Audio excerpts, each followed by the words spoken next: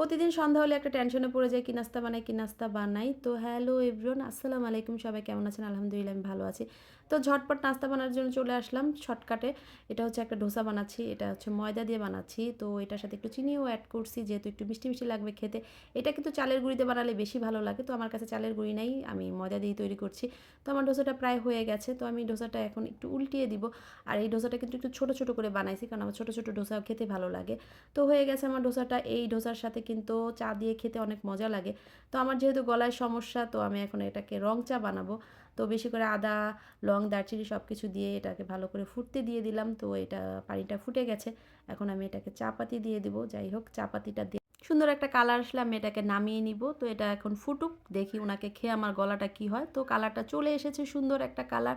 তো আমি ছাঁকনিটা খুঁজে পাচ্ছিলাম না, যেহেতু আমার বাসায় কন্টিনিউ আমরা চা খাই না। তো কোথায় রেখেছি জানি না। যাই হোক, আলাদা কেতনিতে ঢেলে রাখলাম। ঢেলে এখন আমি আমার কাপে ঢেলে নিব, কারণ কাপে ঢেলে নিলে নিচে যে ময়লাটা যদি থাকে চাপাতির, তো এটা নিচেই থাকবে।